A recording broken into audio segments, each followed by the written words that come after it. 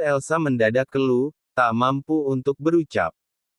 Seakan-akan dia telah dibuat skakmat oleh Maxime, ketika Maxime tiba-tiba saja memperlihatkan rekaman video ketika mobilnya sedang mengikuti mobil ditumpangi oleh orang tuanya Maxime dari belakang.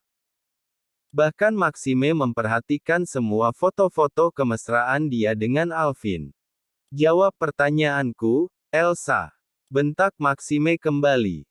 Mata Elsa nampak berkaca-kaca. Dulu Maxime sangat mencintainya dan memperlakukannya dengan lembut, bahkan memanjakannya. Maxime akan mengabulkan apapun yang dia inginkan. Tapi pria itu kini menatapnya dengan penuh kebencian. Sangat membuat hatinya terluka. Elsa pun segera meraih sweater yang berada di sofa, untuk menutup lingeri yang dia kenakan.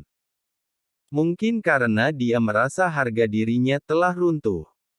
Dia pikir Maxime datang ke apartemen karena sangat merindukannya, sehingga mereka bisa saling melepaskan rindu.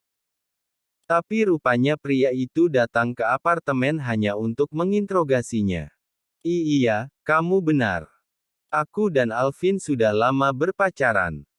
Dulu aku telah dibutakan oleh cinta, sampai aku mau mengikuti keinginan dia untuk mendekatimu.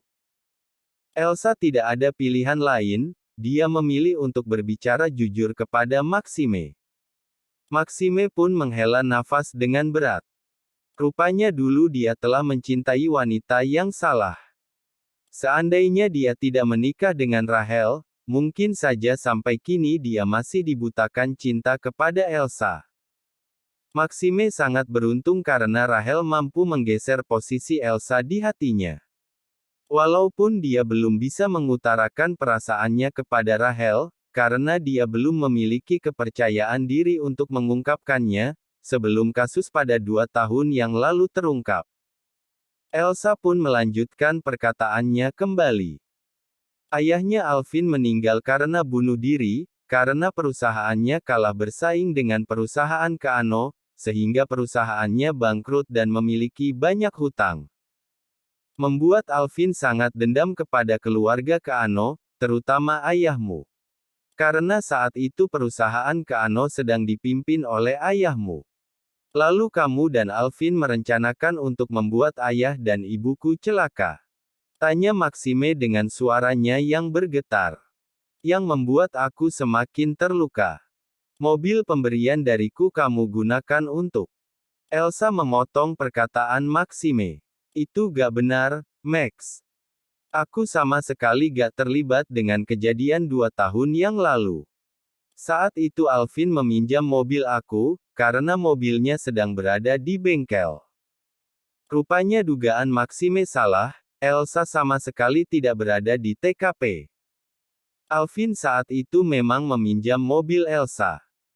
Walaupun pada akhirnya setelah itu, Alvin bercerita tentang apa saja yang sudah dia lakukan pada malam hari itu kepada Elsa. Kemudian Alvin menyuruh Elsa untuk menghapus rekaman di dashcam. Sehingga Elsa bisa melihat dengan jelas apa saja yang sudah Alvin lakukan pada malam hari itu terhadap orang tuanya Maxime dan ayahnya Rahel. Tapi tetap saja kamu pasti tahu semua yang Alvin lakukan pada malam hari itu. Iya kan? Apa saja yang kamu ketahui tentang kejadian pada malam itu, Elsa? Maxime mendesak Elsa untuk berbicara jujur padanya. Elsa menganggukkan pelan. Kemudian dia menghapus air matanya yang tiba-tiba mengalir. Sejujurnya aku sangat menyesal, Max. Kenapa saat itu aku harus mengikuti rencana jahat Alvin? Bahkan aku malah terjebak dengan permainan aku sendiri. Aku benar-benar jatuh cinta padamu, Max. Saat itu Alvin menyuruh aku untuk menghapus rekaman video di dashcam mobilku, tapi aku tidak benar-benar menghapusnya. Sampai kini aku masih menyimpan video itu di sebuah memory card. Sampai kapanpun seorang hacker memang tidak akan pernah bisa mengakses video atau file apapun jika memory card-nya tidak terpasang di HP ataupun komputer karena tidak adanya interface. Kemudian Elsa melanjutkan perkataannya kembali sambil terisak. Kamu tahu kan kalau keselamatan aku sangat dipertaruhkan jika aku memberikan memory card itu padamu. Aku butuh kamu, kamu harus menjaga aku. Karena hanya aku yang tahu bagaimana mengerikannya dia. Margareta sudah pulang ke mansion. Sedangkan Alexa harus membantu petugas medis yang pontang-panting, karena ada banyak korban kecelakaan lalu lintas secara beruntun pada malam hari ini. Sehingga malam ini Rahel sedang sendirian di dalam ruangan tempat dia dirawat. Sedangkan Boy dan beberapa orang bodyguard yang lainnya masih menjaga di luar. Rahel terlihat sangat gelisah, mungkin karena sudah jam 12 malam, tapi Maxime belum juga pulang. Membuat dia semakin penasaran, sebenarnya Maxime sedang pergi kemana? Sebenarnya dia pergi kemana? Kenapa lama sekali? Gumam Rahel dengan perasaan gelisah. Rahel pun memutuskan untuk menghubungi Maxime. Namun, tiba-tiba ponselnya berdering, dia pikir Maxime yang menghubunginya. Tapi ternyata bukan, melainkan Alvin yang mengirim pesan kepadanya.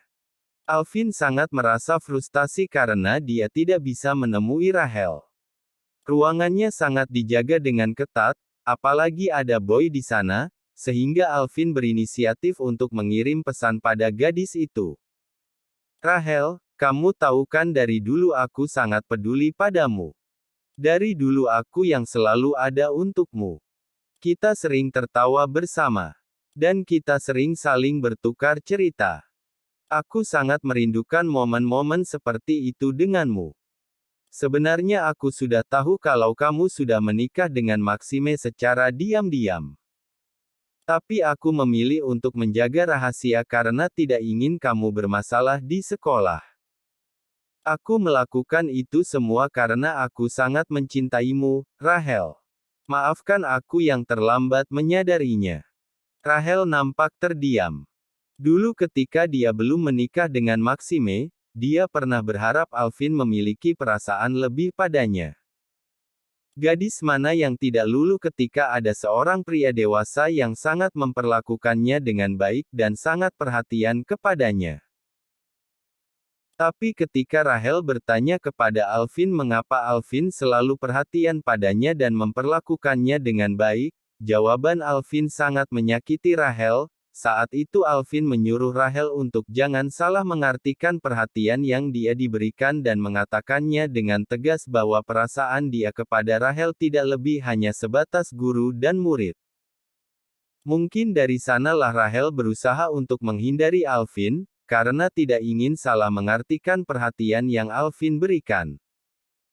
Kemudian setelah dia menikah dengan Maxime, kehadiran Maxime kehidupannya mampu membuat Rahel semakin kelupaan perasaannya kepada Alvin. Rahel pun segera membalas pesan dari Alvin, karena dia sama sekali tidak tahu bahwa Alvin adalah orang yang membuatnya tersesat. Aku sangat bersyukur jika seandainya Bapak sudah tahu bahwa aku sudah menikah. Sekarang ini aku sudah menjadi seorang istri, jadi Bapak jangan mengharapkan aku lagi. Semuanya sudah menjadi masa lalu.